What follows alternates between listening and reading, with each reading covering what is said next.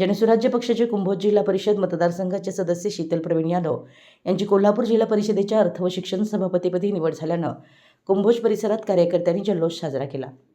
निवड जाहीर होताच कार्यकर्त्यांनी फटाके फोडून आणि एकमेकांना पेढे भरवून आनंद व्यक्त केला। गावात ठिकठिकाणी अभिनंदनाचे फलक लावण्यात आले असून महिलांनी उत्स्फूर्तपणे सहभाग नोंदवत आनंद साजरा केला। या निवडीमुळे कुंभोज मतदारसंघाला जिल्हा परिषद स्तरावर महत्त्वाचं प्रतिनिधित्व मिळालं असल्याची भावना नागरिकांनी व्यक्त केली आहे। अर्थ व शिक्षण या दोन्ही महत्त्वाच्या समित्यांची जबाबदारी मिळाल्यानं विकास कामांना गती मिळेल अशी अपेक्षा स्थानिकांनी व्यक्त केली आहे। परिणामी कुंभोज जिल्हा परिषद मतदारसंघाचे माजी सदस्य प्रवीण यादव यांना सुद्धा अर्थ व शिक्षण सभापतीपद मिळालं होतं। त्यानंतर त्यांच्याच पत्नी शीतल यादव यांना पुन्हा तेच पद मिळाल्यानं कुंभोज जिल्हा परिषद मतदारसंघात उत्साहाचं वातावरण पसरलं आहे।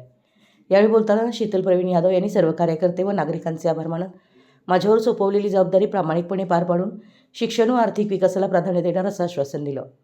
यावेळी शिक्षण व अर्थ समिती सभापतीपदी निवड झाल्याबद्दल शीतल यादव यांचा सत्कार जनसुराज्य पक्षाचे नेते व आमदार डॉक्टर विनय कोरे, जिल्हा मध्यवर्ती बँकेचे संचालक विजयसिंह माने, आमदार राहुल आवाडे आदी मान्यवरांच्या हस्ते करण्यात आला। दरम्यान या निवडीबद्दल विविध स्तरातून त्यांचं अभिनंदन होत असून आगामी काळात कुंभोज मतदारसंघाच्या सर्वांगीण विकासासाठी ते सक्रियपणे काम करतील असा विश्वास व्यक्त केला जातोय। मराठी एस न्यूजसाठी हातकणंगलेहून विनोद शिंगे।